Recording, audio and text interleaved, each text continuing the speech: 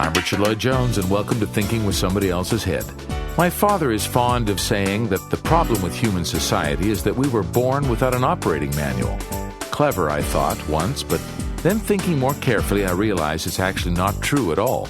We have endless advice passed down through tradition and testament and even tablet that lays out pretty unequivocally how we should live. And it's surprisingly consistent. From Buddhism to Christianity, Confucius to Mohammed, the great mandate has always been to do unto others what you would have done unto you.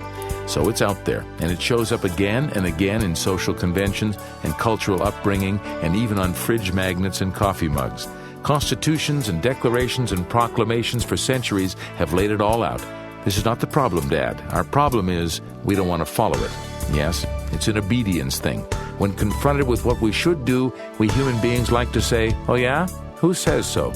Defiance to the truth, then. This is deep, isn't it? And it's deep inside us all. Exploring the hidden me today on Thinking with Somebody Else's Head.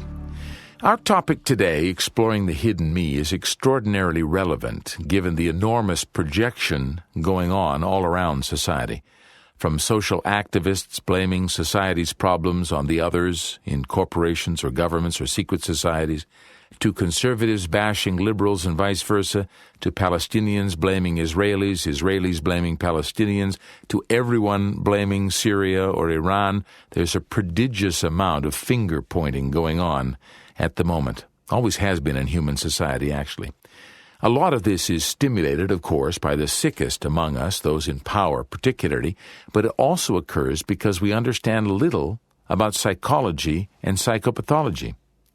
Freud began the process of exploring this hidden part of ourselves, and Norberto Keppe has concluded the study, so we can say pretty unequivocally now that we have the psyche figured out. It's a matter of analyzing what's going on through that lens, and this is what we're not so adept at yet. Jung used to say that what is poorly resolved in us shows up outside as fate, pointing out that the external world is a reflection of the inner world of human beings. And Freud also gave us a big look inside this murky world inside. No mortal can keep a secret, Freud said. Betrayal oozes out of him at every pore. This means that we reveal our true selves in everything we do, say, and even think. There are no mysteries, but there's endless discovery for those of us ethical and virtuous enough to undertake the journey of self-discovery. Let's set out on that journey today. Exploring the hidden me with Claudia Bernhardt Pacheco when Thinking with Somebody Else's Head continues in just a moment on the Stop Radio Network. From the International Society of Analytical Trilogy in Sao Paulo, Brazil, this is the Stop Radio Network. Tuesday in New York, and Gwen's headache is now 5 days old. Wednesday in London, and Ronald's left the hospital for the streets again. It's Thursday in Mogadishu, and angry students are protesting against corruption. Whether the illness is physical, psychological, or social, Norberto Keppe's The Origin of Illness is a book that gets to the bottom of it and offers a solution. Norberto Keppe's landmark book, The Origin of Illness, available now on Amazon. Learn the truth about energy and matter. Dr. Keppe's revolutionary book, The New Physics, is available in the bookstore at healingthroughconsciousness.com. True illness is the attempt to create what was never meant to exist. Norberto Keppe. Disinverting the human being and society. This is the Stop Radio Network. Proudly streaming on the Stop Radio Network. This little network is having some impact now, Claudia. People are starting to listen more, and this is very, very good. And the people are listening for a long time. Our Stop Radio Network is available through iTunes. Just go to the iTunes radio stations listed there and look for News Talk radio stations. And there you'll find us, Stop Radio Network.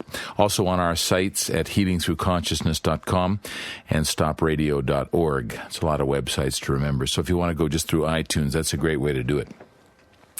And we've been producing this program now, Thinking with Somebody Else's Head, for about 5.5 years, I think. So it's been heard and is being heard around the world, and I'm very grateful for that. So you who are listening and enjoying what we do, please pass it on to other people you think need to know about the consciousness we bring, the consciousness of Analytical Trilogy, because it's very important that more people begin to understand about this. Because I'm seeing, Claudia Bernhardt-Pacheco has joined me again today. I'm seeing, Claudia, a real, how to say this, a lack of belief that goodness has power. Now, I don't say this in like a sort of, like I've done any research about this, but I've noticed just in talking with my students about this. And, for example, one student of mine the other day was, he's noticed a change in his company. His company has changed ownership. The leadership has changed their focus.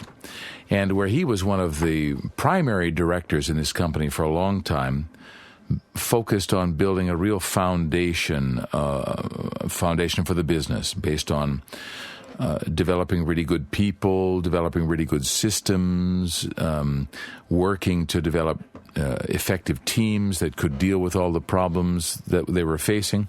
Now he's noticed the company is focusing totally on money. Totally on money, not totally on money, but the focus has changed away from what he was helping to develop and more into just developing a business that's based on short-term results. And he said he's starting to feel that he's been stupid, that he has lost momentum because of this. And now everybody's going along making money, and he's focused on these old values of building a business. He's starting to think that he's stupid because he hasn't played the game correctly. So I feel that underneath this, there's kind of a belief somehow that if we do things well, we all know this to be true, but somehow because the business world doesn't work that way, the society doesn't work that way, that we're missing out if we don't act only in the short-term interests of ourselves or our pocketbooks. Of course, this is so crazy to be thinking like this, but this is a belief I feel is really prominent in the world. Richard, we are in a dead end. And this is a little bit, we must go a little bit more in depth to understand the problem. When the most important contribution Freud gave to psychopathology or to the scientific world is something that nobody before him said. He realized that behind our social mask, behind our conscious world or conscious thoughts, we have a psyche which is a little bit more complicated than just our intellectual or rational life.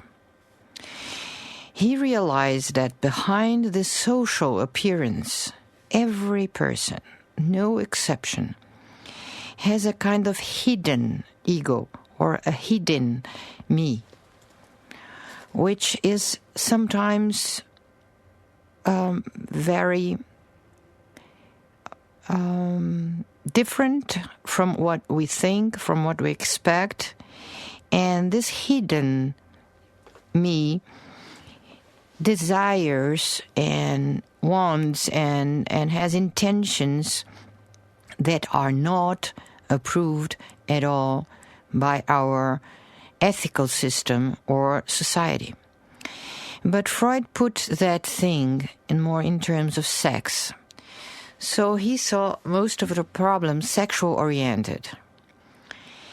Kepi, in his work as a psychoanalyst, he went further, or he went more like ahead than what Freud did and accomplished.